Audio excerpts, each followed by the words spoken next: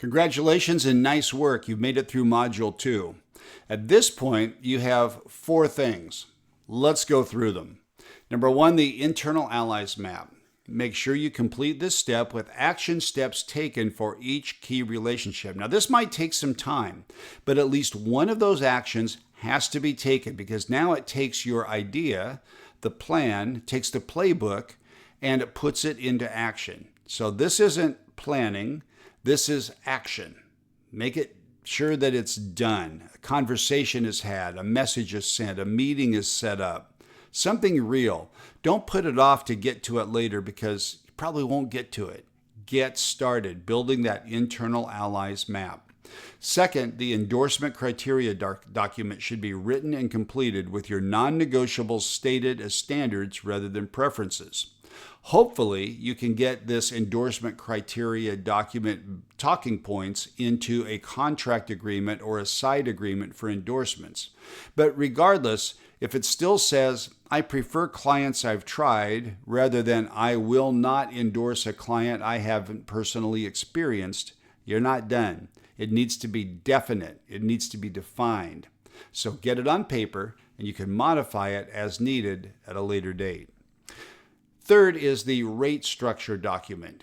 You should target getting a per airing rate with a specific number, but be reasonable. Don't price yourself out of the market. We'll cover how to raise your rates later. You want to set a fair price that can be defended, that can be negotiated, that can get a client to say yes, and that everybody in your orbit, in your internal allies map, will understand. Include a cap framework if you have one, a preferred deal structure, and your rate review schedule. This is a really critical time to get your rate structure document in place, even if you're giving up a little bit of money in the short run, because this is how you can build your business and compound your earnings over the long term.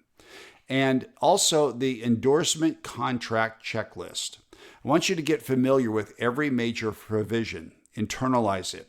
You should be able to explain what post-departure use means, why trade publication and prohibition matters, and what creative freedom looks like in contract language.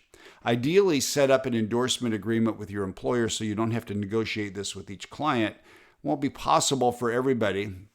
Again, if you're in stage 3, it probably will be. If you don't have a contract right now, try to get a side agreement for endorsements that cover everything that you do. If that's not possible, get it on paper for each individual deal that comes along.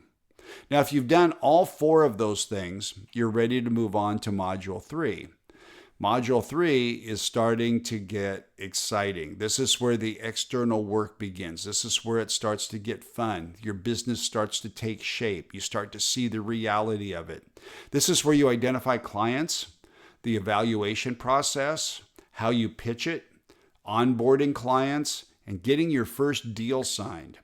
Everything in that module works better and is safer because what you've built so far in Module 1 and Module 2.